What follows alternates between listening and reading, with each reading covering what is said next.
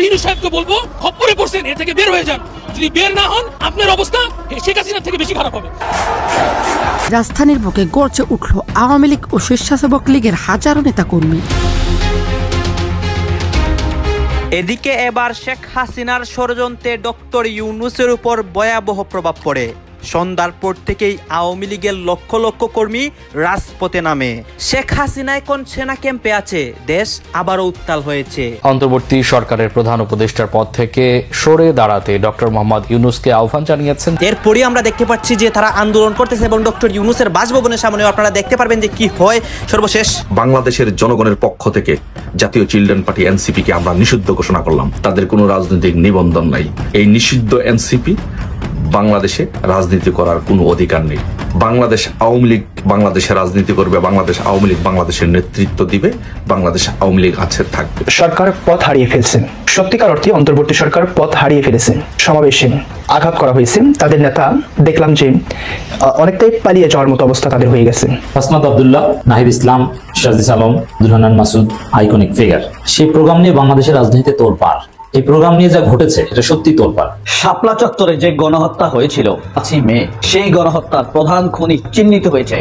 1 নম্বর বেনজির আহমেদ, 2 নম্বর Zia, colonel Zia, 3 নম্বর সাবেক সেনাপ্রধান কুখ্যাত খুনি আজিজ। এই 3 শয়তানের মাস্টার মাইন্ড শেখ হাসিনা। আওয়ামী লীগের প্রতি মানুষের দীর্ঘদিনের যে ক্ষোভ ছিল, দীর্ঘদিনের যে একটি রাগ ছিল, সেই রাগ কিন্তু এখন আর মানুষের মধ্যে কাজ করছে না।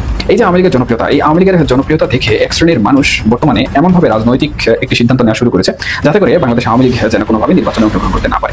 প্রিয় দর্শক, এটাই ডক্টর মোহাম্মদ ইউনূসের এক্সট্রা অর্ডিনারি পাওয়ার, যেটা ডক্টর মোহাম্মদ ইউনূসের জন্যই মানানসই। অন্য কেউ হলে এই জায়গায় এই সাহস, এই দুরভিসন্ধি দেখাতে পারতেন। এদিকে দেশ চালাতে সম্পূর্ণভাবে ব্যর্থতার প্রমাণ দিলেন ডক্টর মোহাম্মদ ইউনূস। হঠাৎ যে কোনো সময় পদত্যাগ করবেন ডক্টর ইউনূস, এমনই গুরুত্বপূর্ণ গোপন তথ্য দিয়েছেন সেনাপ্রধান ওয়াকারুজ্জামান।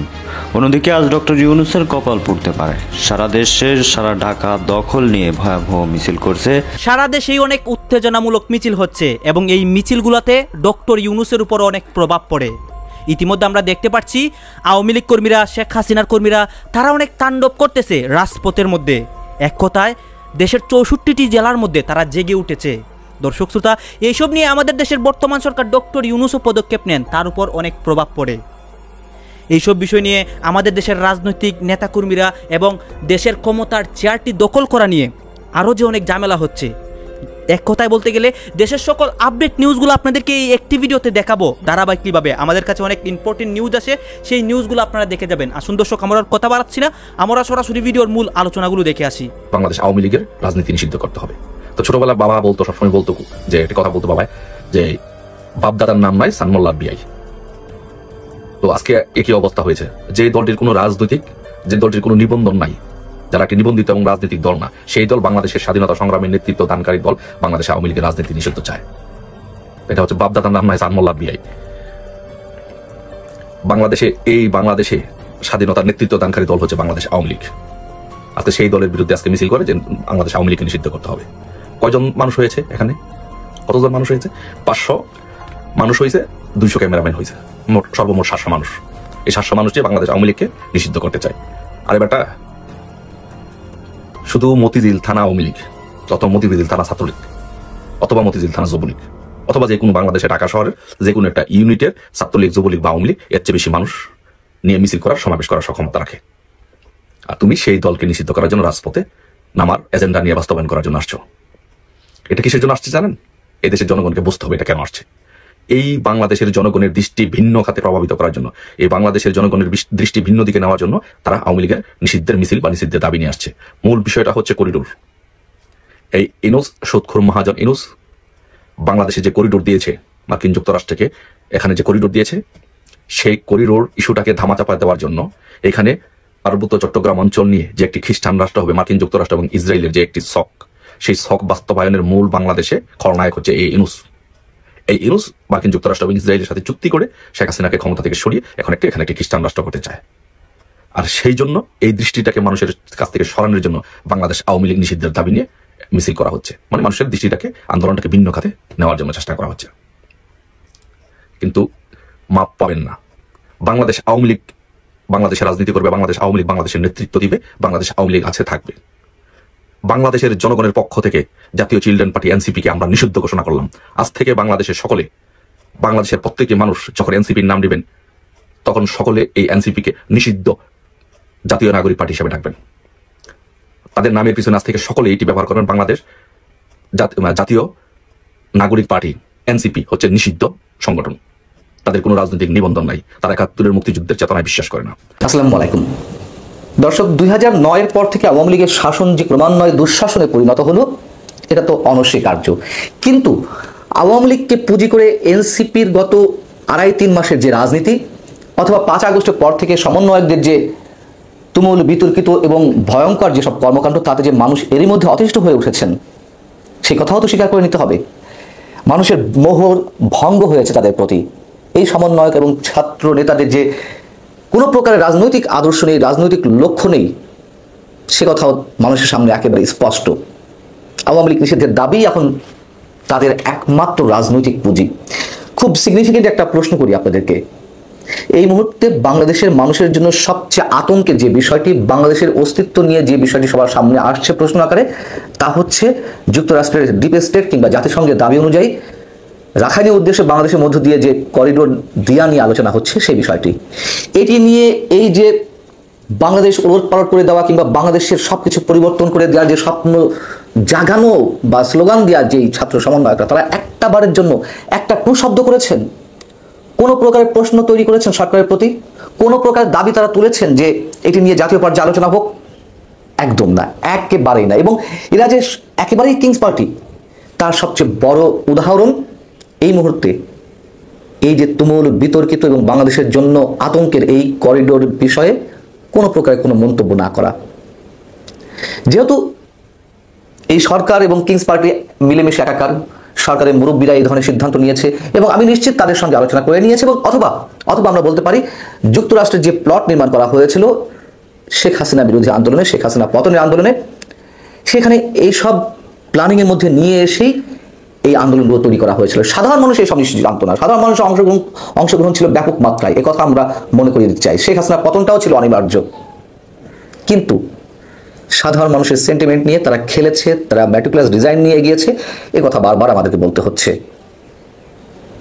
যেহেতু এই করিডোর নিয়ে তাদের কোনো রকমের কোনো মাথা ব্যথা নেই, আমরা ধরে নিতে পারি অবশ্যই তাদের যৌথ সিদ্ধান্তে এরকম বিষয়ে সরকার এগোতে চাইছে সামনের দিকে।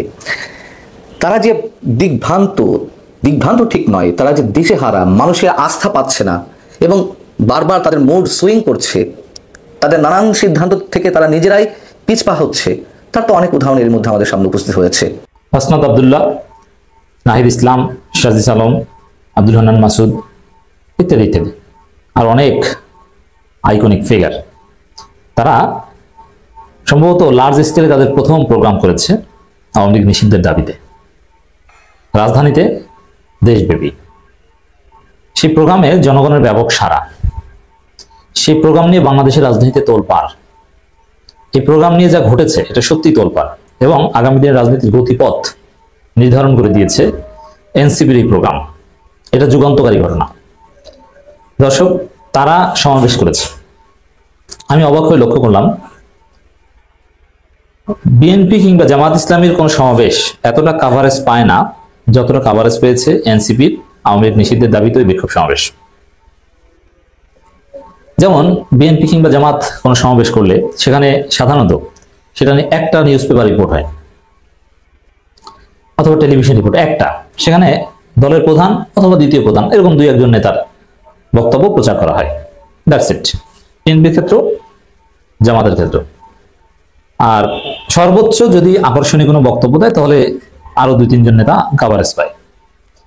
কিন্তু এনসিপির ক্ষেত্রে যেটা হয়েছে, বাংলাদেশের প্রথম সারির প্রায় সব গণমাধ্যম প্রায় ২০-৩০ জন এনসিপি নেতার বক্তব্যকে আলাদা আলাদাভাবে কাভারেজ দিয়েছে, লাইভ করেছে, টেলিভিশন রিপোর্ট হয়েছে, নিউজ পেপার রিপোর্ট হয়েছে, প্রত্যেকের বক্তব্য আলাদা আলাদা করে, from the beginning to end, একদম ইঞ্চিতে ইঞ্চিতে এনসিপির এই প্রোগ্রাম মিডিয়া কাভারেজ পেয়েছে এবং জনগণের কাছে পৌঁছে গেছে। জনগণ দেখেছে আগ্রহের সাথে, লাভ রিয়াক্ট দিয়েছে। তারেক রহমানের বক্তব্যের চাইতে এনসিপির এই প্রোগ্রামে নেতাদের বক্তব্যে জনগণের আকর্ষণ বেশি ছিল এবং সোশ্যাল মিডিয়ার মাধ্যমে এটা ভাইরাল হয়েছে। এক কথায় এনসিপির প্রোগ্রাম নিয়ে তোলপাড় সৃষ্টি হয়েছে এবং প্রথম আলোর মতো গণমাধ্যম সাধারণত এই ধরনের বিক্ষোভ সমাবেশ বিএনপি জামাত করলে এত বড় আকারে কাভারেজ প্রথম আলো ডেইলি স্টার দেয় না, যেটা এনসিপিকে দিয়েছে। এখানে স্পষ্টভাবে বার্তা ছিল, যে বার্তাটা ডক্টর ইউনূস সরকার, আওয়ামী লীগ বা বিএনপি জামাত সবার হাত পা বেঁধে দিয়েছে, তাদের কিছু করার নেই। ব্রেকিং ব্রেকিং ব্রেকিং, ভারতের মরার উপর সম্ভবত এটাকেই খরার ঘা বলে। যেই ঘটনাকে কেন্দ্র করে ভারত পাকিস্তান যুদ্ধের দ্বার প্রান্তে চলে গেল, নানান আয়োজন দুই দেশ চলছে, বিশ্বজুড়ে কূটনীতিকদের সাথে কমিউনিকেশন চলছে, মহড়া টহরা চলছে, কিন্তু যারা এই ঘটনার মাস্টার মাইন্ড তারা কোথায়? আসলে এই ঘটনাটা কারা ঘটিয়েছে সেইটাই এখন শঙ্কা। তো এর মাঝখানে আবার ভারতের গণমাধ্যমগুলো যে নিউজ দিচ্ছে, তো এটা তো ভারতের জন্য মরার উপর খরার ঘা না।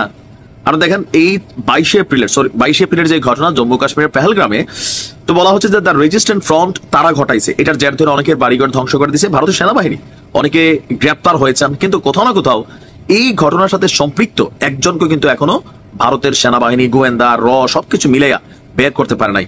অনেকে ভাবছিল প্রথম ভারতীয় গণমাধ্যমে নিউজ ছিল এই ঘটনার পর তারা পাইন বন দিয়া আপনার এলাকা ছেড়ে পালাই গেছে, কিন্তু আজকে বলতেছে ভিন্ন কথা। আপনার ভারতীয় গণমাধ্যম এনডিটিভি বলছে যে গত 22 এপ্রিল দক্ষিণ কাশ্মীরের পেহেলগ্রামে এই ঘটনার সাথে সম্পৃক্ত 4 সন্ত্রাসী সেনা এবং স্থানীয় পুলিশের অভিযান এড়িয়ে এখনো ওই এলাকাতেই অবস্থান করছে। ভারতের জাতীয় তদন্ত সংস্থা NIA বলছে সন্ত্রাসীরা সম্ভবত কোনো জঙ্গলে আত্মগোপন করে গোপন ডিভাইস ব্যবহার করে তারা যোগাযোগ মেনটেন করছে। তদন্ত সংস্থাটি মানে ভারতের গোয়েন্দা সংস্থা, ন্যাশনাল গোয়েন্দা সংস্থা বলছে সন্ত্রাসীরা নিজেদের মতো করে চলছে এবং তাদের কাছে পর্যাপ্ত রসদ রয়েছে। ঘন জঙ্গলে লুকিয়ে থেকে তারা এমন পদ্ধতি যোগাযোগ করছে যার জন্য বাইরের কোনো লজিস্টিক সহায়তার প্রয়োজন নেই। আর সাম্প্রতিক বছরগুলোর মধ্যে এই ঘটনার পর আপনার তদন্তের দায়িত্ব নিয়েছিল NIA। প্রাথমিক তদন্তে যে বক্তব্য, ঘটনা কিভাবে ঘটলো, তারপর কোথায় গেল, যে সন্ত্রাসীরা হামলার 48 ঘন্টা আগে পেহেলগামে পৌঁছেছিল। গোয়েন্দা সংস্থার ধারণা তাদের কাছে উন্নত যোগাযোগ সরঞ্জাম ছিল। কাশ্মীরে কর্মরত অবসরপ্রাপ্ত প্রতিরক্ষা বিশেষজ্ঞ মেজর জেনারেল জসমোর তিনি এই তথ্য নিশ্চিত করেছেন। এখন তাদের বক্তব্য, সন্ত্রাসীদের ব্যবহৃত সরঞ্জামগুলোতে সিম কার্ডের প্রয়োজন নাই এবং সেগুলোতে স্বল্প পাল্লার এনক্রিপ্টেড ট্রান্সমিশন প্রযুক্তি ছিল, যার ফলে তাদের অবস্থান শনাক্ত করা কঠিন। তারা 3টি স্যাটেলাইট ফোন ব্যবহার করেছে বলেও গোয়েন্দাদের ধারণা, যা তাদের লুকিয়ে থাকতে সাহায্য করছে। হামলার পরিকল্পনাটি সরল ছিল। 3 জন সন্ত্রাসী বৈশারণের কাছাকাছি গোপন আস্তানা থেকে বেরিয়ে গুলি চালায়, 4র্থ জন সহায়তার জন্য অপেক্ষা করছিল।